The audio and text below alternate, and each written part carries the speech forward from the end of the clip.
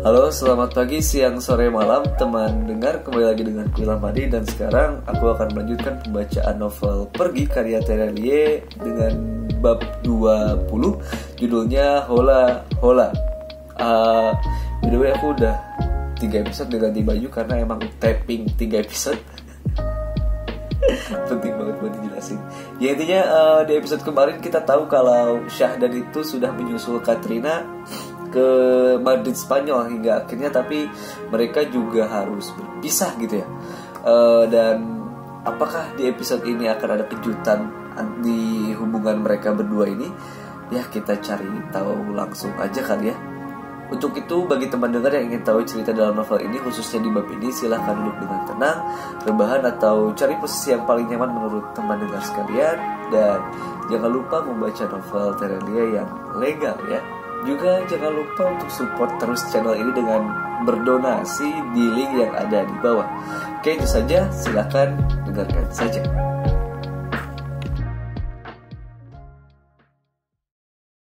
Pergi bab 20, Hola Hola.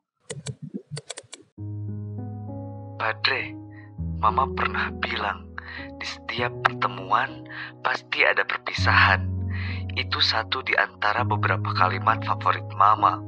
Maka demikian juga dengan kebersamaan Padre dan Mama selama di Madrid. Sedekat apapun, seindah apapun, sekuat apapun menolaknya, saat waktu terus berjalan, tibalah masanya Padre harus pulang. Itu tidak pernah mudah bagi Mama. Itu adalah perpisahan kedua. Senja itu, Mama mengantar Padre ke Bandara Adolfo Suarez Madrid, Barajas. Berdiri lama di depan pintu Garbarata, seperti tak ingin berpisah. Hasta Yugo, sampai bertemu lagi Senyorita Katrina. Padre tersenyum. Hasta Yugo. Mama menatap wajah Padre dari jarak 3 langkah. Pintu Garbarata itu sudah lengang. Penumpang sudah naik semua, menyisakan staf bandara yang memastikan tidak ada penumpang tertinggal. Astaga Syahdan, jika kau susah sekali meninggalkan Madrid, kenapa tidak tinggal saja di sini? Kita bisa membuka cabang bisnis di sini. Tauke besar berseru, lantas tertawa. Padre mengangguk ke arah Mama, sekali lagi berpamitan, mengabaikan Tauke besar. Dia harus pergi sekarang.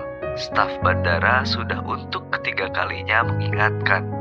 Mama menyeka pipinya. Padre perlahan balik kanan, mulai melangkah memasuki Garbarata. Mama menatap punggung pemuda yang menyebalkan itu, hingga punggungnya hilang di ujung Garbarata. Menghela napas panjang.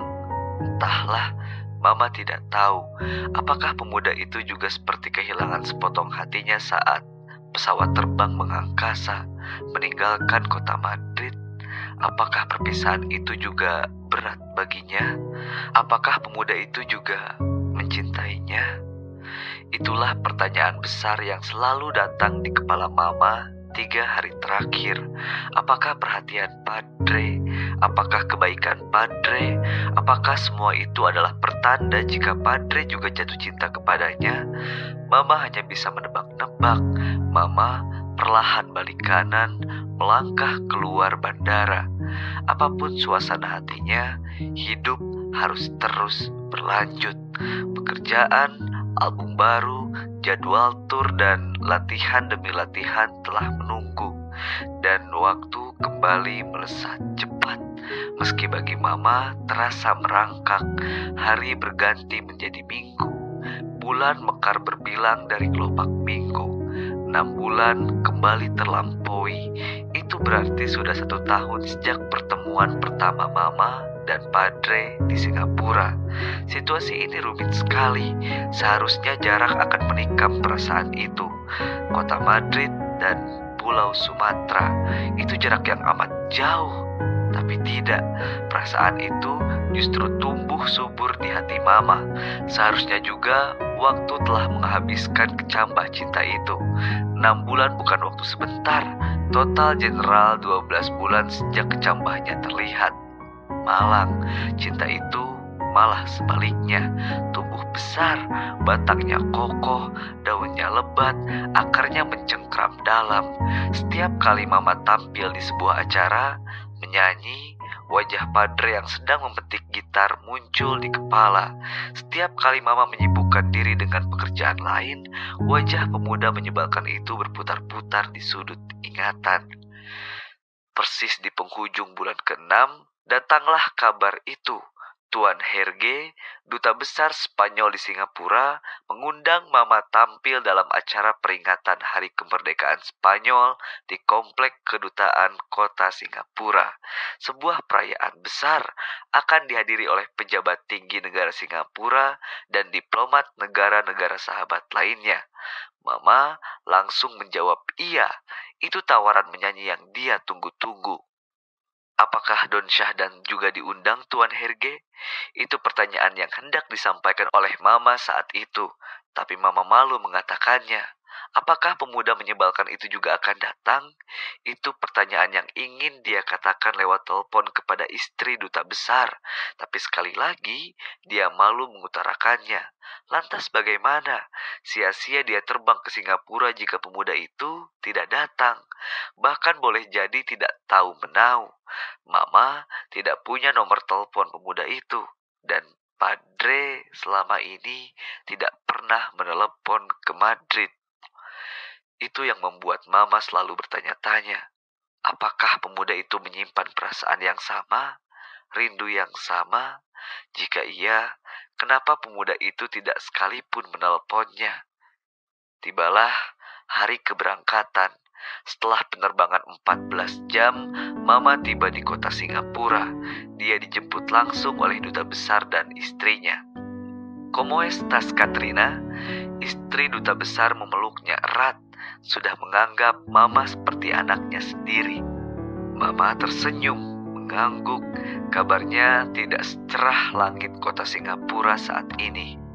Sepanjang perjalanan menuju hotel, mobil dipenuhi oleh percakapan ringan, loncat dari satu topik ke topik lain, kabar dari Madrid, Spanyol. Terlihat santai dan bersahabat, tapi sesungguhnya sejak tadi tak terbilang berapa kali Mama hampir melontarkan pertanyaan penting itu. Apakah pemuda itu tahu acara nanti malam? Mobil hampir tiba di hotel. Tidak ada lagi waktu.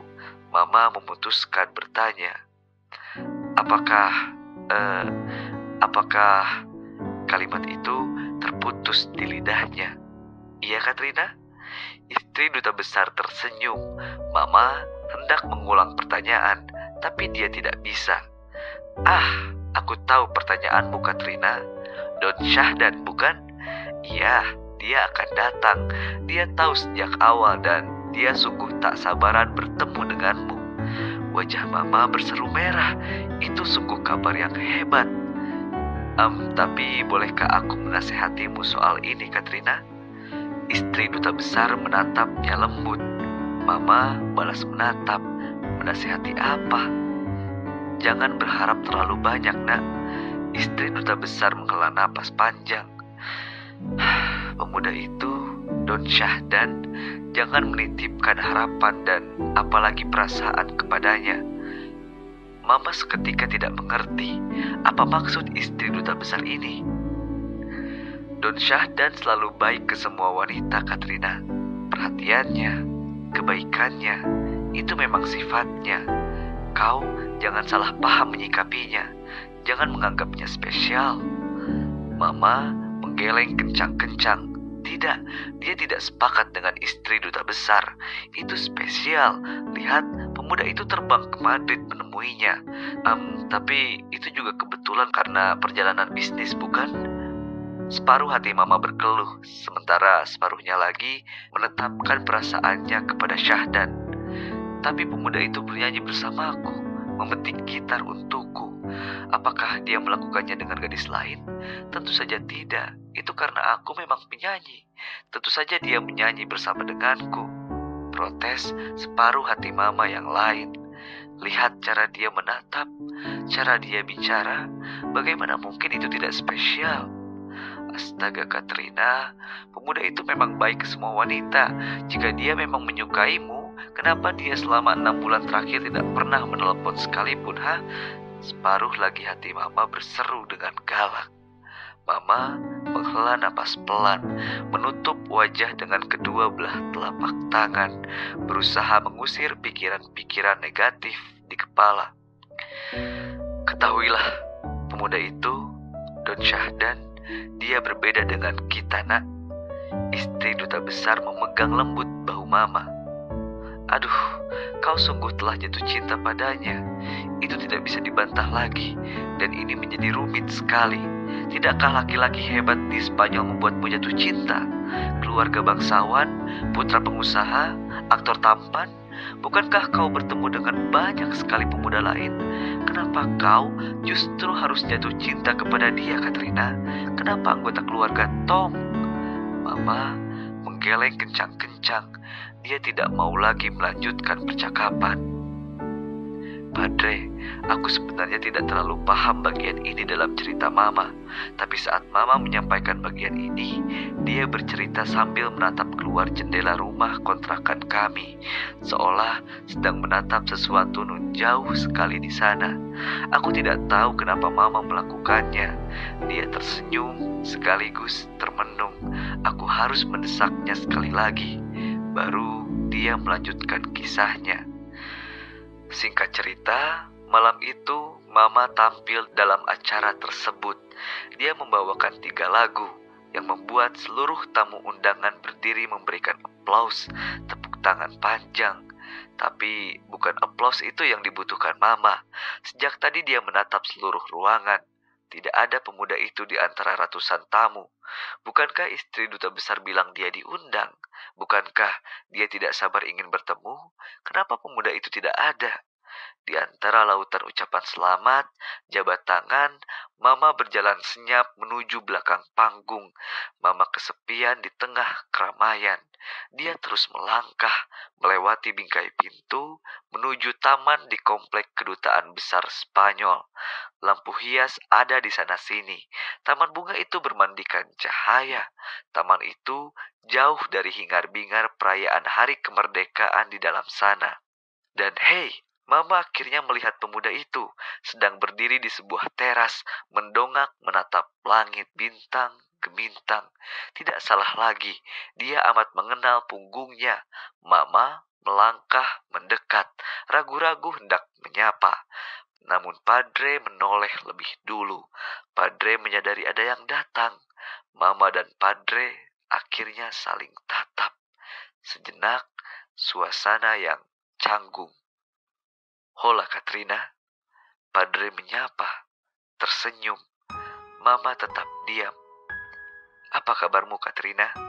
Kabar baik? Mama menggeleng. Suasana hatinya buruk. Kenapa? Kenapa kamu tidak melihatku bernyanyi, Senyor Syahdan? Mama bertanya pelan. Aku mendengarnya, Katrina. Di sini, lamat-lamat suaramu terdengar. Begitu merdu, begitu indah, sambil menatap langit malam. Tapi kenapa? Kenapa kamu tidak masuk ke dalam sana, melihatku langsung? Padre terdiam. Apakah kamu berusaha menghindariku, Senyor Syahdan? Padre sekali lagi terdiam. Apakah...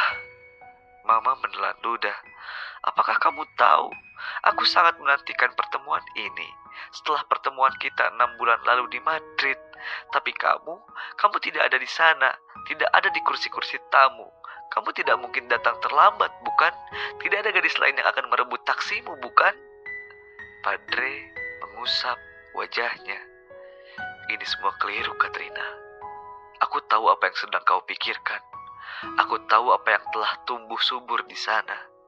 Tapi ini semua keliru. Kenapa? Karena kamu seorang anggota keluarga Tong? Karena kamu adalah seorang tukang pukul terhebat di kawasan ini, ha? Maka semua ini jadi keliru. Iya, karena itu. Padre benar-benar terdiam kali ini, menatap Mama. Bagaimana Mama bisa tahu? Aku tahu, Senyor Syahdan, tidak perlu istri duta besar menjelaskannya. Tidak perlu Tuan Herge memberitahu jika kalian adalah penyelundup minyak besar dan keluarga Tong adalah pebisnis ilegal. Tidak perlu. Aku bisa mencari tahu sendiri sejak kita bertemu. Aku tahu kau adalah tukang pukul, penjahat, bad boy yang sebenar-benarnya. Tapi aku tidak peduli. Aku... Suara Mama terhenti lagi. Padre mengusap wajahnya. Apakah kamu tahu, Senyor Syahdan? Mama meneguhkan hatinya, mendongak, menatap wajah pemuda itu. Dia takut sekali dengan kalimatnya sendiri, tapi dia harus mengatakannya. Apakah kamu tahu kalau aku menyukaimu, Senyor Syahdan? Senyap di taman bunga itu. Padre balas menatap wajah Mama. 1 menit, 2 menit. Padre menggeleng. Hatiku telah dimiliki oleh gadis lain, Katrina. 5 menit, Padre akhirnya bicara. Itulah yang membuat semua ini keliru sekali. Bukan hanya tentang keluarga Tong dan kehidupan gelap itu. Aku, kau, kita berdua, laksana benih perasaan yang tumbuh subur di tempat yang salah dan waktu yang salah. Hatiku telah dimiliki gadis lain, Katrina. Mata Mama terasa perih, seperih hatinya. Tetes air mata merebak di sana.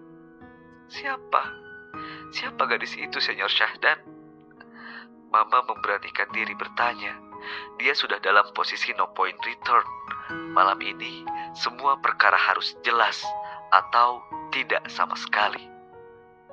Namanya Mida. Mida? Secantik apa dia? Padre menggeleng. Dia tidak secantik dirimu. Dia tidak sepintar dirimu. Juga tidak pandai menyanyi. Dia teman mengajiku sejak kecil. Kami tumbuh besar bersama di sebuah sekolah agama. Hatiku telah menjadi miliknya. Tapi di mana gadis itu sekarang? Dia telah menikah dengan orang lain. Orang tuanya menolak hubungan kami. Mama terdiam, menyeka pipinya. Aku minta maaf jika aku telah membuatmu salah paham, Katrina. Semua perhatian itu, pertemuan kita, kebersamaan kita, itu semua tidak nyata. Mama menggeleng kencang-kencang. Itu semua nyata. Maaf, Katrina. Hubungan kita ini tidak akan pernah berhasil. Mama menggeleng sekali lagi. Dia akhirnya paham apa yang sebenarnya terjadi. Dia tahu kenapa ini menjadi rumit. Kenapa Padre tidak pernah menelpon 6 bulan terakhir. Kenapa semua terlihat seperti sebuah misteri. Tapi senaif apapun dia, Mama tahu persis satu hal. Semua ini nyata. Perhatian dan kebaikan pemuda ini nyata. Jawab, Senyor Syahdan. Jawab dengan jujur. Mama berseru dengan suara serak sambil menahan tangis. Aku tahu kamu memiliki kemampuan tersenyum saat sedang menangis. Tetap terlihat biasa-biasa saja saat sedang terluka. Kamu bisa menutupi perasaan sesungguhnya. Aku tahu itu. Tapi malam ini, jawab dengan jujur. Apakah kamu merasa bahagia? Merasakan rasa riang saat kita bersama di Madrid, di Singapura? Padre terdiam. Jawab dengan jujur, Senyor Syahdan. Malam ini, berhentilah menipu diri sendiri. Berhentilah membangun benteng pertahanan masa lalu. Berhentilah melakukan itu. Apakah kamu sesungguhnya menyukaiku, Senyor Syahdan? Apakah perasaan itu telah tumbuh sama suburnya di hatimu? Jangan berbohong. Aku mohon. Padre mematung. Di dalam pesawat jet yang terus melesat di langit menuju Moskow, aku juga mematung. Aku tidak menyangka akan seperti itu kejadiannya. Bapak ternyata berterus terang tentang itu kepada Katrina. Dia tidak menutup-nutupinya. Bagi Bapak, Cinta sejatinya hanya Midah. Tapi mau dikata apa? Mama sudah menikah dengan pemuda lain setelah bapak pergi ke ibu kota provinsi. Hubungan mereka juga tidak akan pernah direstui Tuanku Imam dan keluarganya saat itu. Aku mengusap wajahku. Salonga benar, bapak memang bad boy, tapi dia bukan playboy. Dia tidak pernah berbohong atau menipu wanita yang pernah spesial dalam hidupnya. Dia selalu terus terang. Bapak bertahan habis-habisan agar tidak jatuh cinta lagi kepada wanita lain, hingga seorang gadis dari Spanyol melintas dalam kehidupannya. Seseorang yang pandai bernyanyi, seseorang yang justru di awal pertemuan membencinya. Aku tahu Bapak jelas menyukai Katrina. Tidak perlu profesor cinta untuk menjelaskan sikapnya. Tapi Bapak dalam situasi yang amat membingungkan. Dia tidak mau dan tidak akan pernah mengkhianati Midah. Dia tetap menempatkan Midah dalam mahkota perasaannya. Hanya saja itu semua tinggal masa lalu. Di depannya sekarang telah menunggu jawaban. Seorang gadis yang cantik, pintar, dan baik hati. Seorang gadis yang mencintainya sama besarnya dengan cinta Bapak kepada Midah. Seorang gadis yang siap berkorban apapun demi Bapak. Aku menghela napas pelan, kembali menatap layar laptop, melanjutkan membaca surat Diego.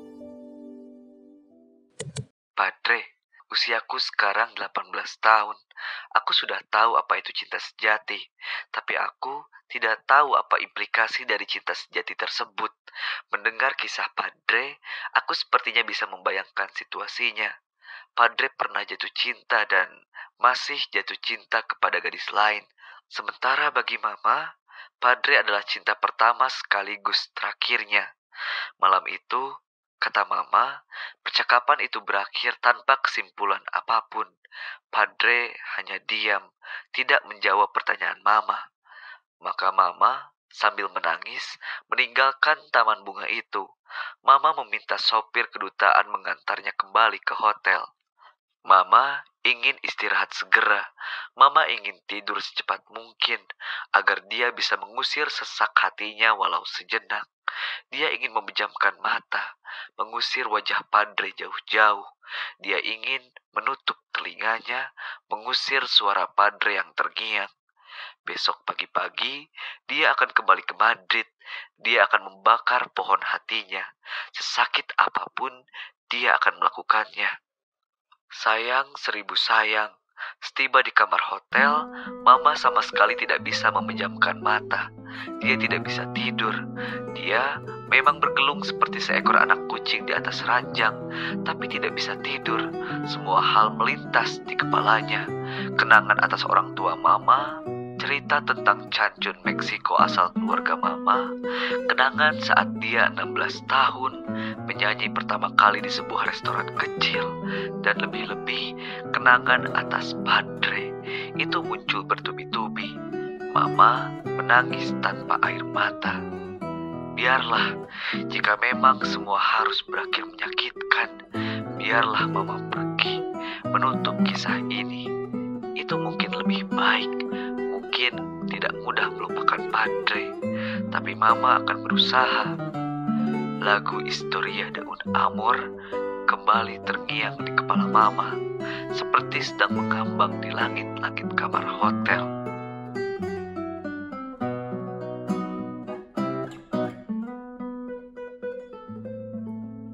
Kau tidak lagi di sisiku cintaku, dan sekarang yang ada di jiwaku hanyalah kesepian. Dan kapankah aku bisa menatap wajahmu lagi?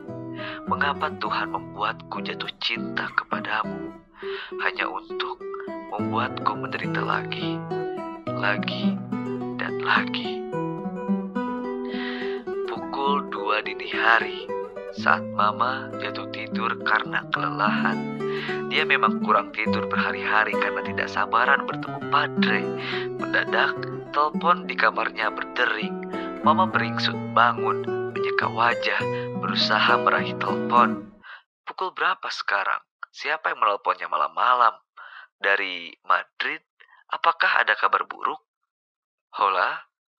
Lengang, tidak ada jawaban di seberang sana. Hola? Mama sekali lagi bertanya, tetap hening. Hola? Siapa yang meneleponnya dan hanya diam saja? Tapi sekejap, detak jantung Mama berdegup lebih kencang. Dia tahu siapa yang meneleponnya. Senyor Syahdan? Mama bertanya dengan suara bergetar. Senyorita Katrina. Seseorang bicara di seberang sana, suara yang amat dikenalinya. Aku akan menjawab pertanyaanmu dengan jujur. Perasaan itu juga tumbuh subur di hatiku, Katrina. Tumbuh sangat subur. Mama menangis seketika. Padre, menurut cerita Mama, seminggu setelah itu kalian menikah di Singapura. Setelah menikah, Mama memutuskan meninggalkan Madrid, Spanyol. Mama ikut ke ibu kota provinsi, tinggal di sebuah rumah kayu dan asri dengan sungai bergemericik di depannya, perbukitan berkabut di belakangnya. Mama tetap bernyanyi. Sesekali dia tetap tampil dalam pertunjukan di kota-kota besar dunia. Padre yang mengantarnya dengan menumpang pesawat. Tapi dia bukan lagi Katrina yang dulu. Dia telah melabuhkan hatinya. Dia sekarang lebih sering menyanyi berdua dengan Padre yang memetik gitar di taman bunga rumah tersebut. Malam-malam yang penuh kenangan, bernyanyi bersama seolah tak akan terpisahkan. Itu sungguh kisah yang indah, Padre. Saat Mama mengakhirinya, dia tersenyum sambil menangis. Aku memeluknya erat-erat. Berterima kasih, sungguh terima kasih telah menceritakan kembali kepadaku. Padre, besok aku akan memulai perkuliahan hari pertama di kampus. Aku berjanji akan menjadi murid terbaik seluruh Meksiko. Aku akan belajar bermain gitar. Aku akan belajar seni bela diri, agar suatu saat nanti ketika Padre melihatku, Padre akan tersenyum bangga melihat anak laki-lakinya. Aku ingin sehebat Padre. Besok lusa akan kutulis surat berikutnya. Diego, anak laki-lakimu.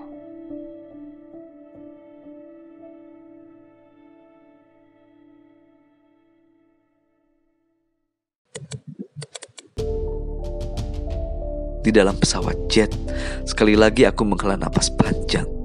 Surat ini habis. Meski aku tidak sabaran mengklik halaman berikutnya, tapi hanya ada pesan Lubay di sana.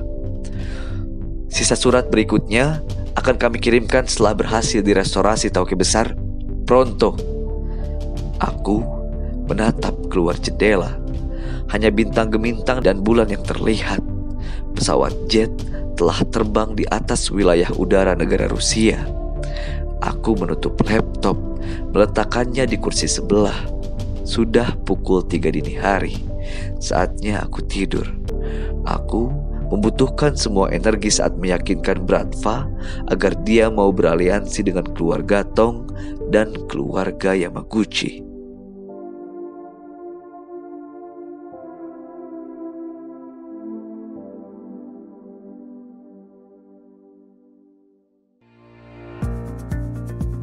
Yap, itulah tadi pembacaan novel Pergi karya Terelie bab 20, judulnya Hola Hola. Di episode ini kita tahu ternyata Syahdan itu adalah sebenarnya orang yang sangat setia, ya dibuktikan jika dia itu sebenarnya suka gitu sama Katrina, tapi dia itu gak mau melepas Midah gitu. Padahal Midah sendiri udah nikah kan sebenarnya. Dan kita juga udah tahu sih perkembangan lanjutan ceritanya Syahdan sama Katrina ini bakal kemana, ya ujung-ujungnya kan Syahdan nikah sama Midah kan, dan makanya lahir bujang. Cuma cerita Syahdan dan Katrina ini masih menggantung ya, karena berakhir dengan happy endingnya mereka, dimana kita udah tahu tuh alasan kenapa Katrina dan Syahdan tinggal di ibu kota provinsi. Cuma kita belum tahu nih apa yang membuat mereka berpisah. Mungkin di surat selanjutnya gitu ya kita akan tahu. Kita nanti saja di episode selanjutnya lah ya. Dan dia selesai dengan cerita dari surat Diego. Kita kembali difokuskan lagi dengan aktivitas bujang untuk menemui keluarga Bratva di Moskow. Bagaimana kelanjutan Bujang untuk menghadapi siasat dari Master Dragon atau menghadapi kelicikan Master Dragon, mungkin kita akan ketahui di episode selanjutnya. Oleh karena itu, terima kasih karena teman pendengar sudah mendengarkan video ini sampai akhir, dan silahkan klik like, share, dan subscribe jika suka dengan video ini. Aku Ilham Hadi, dan sampai jumpa di episode selanjutnya. Bye bye.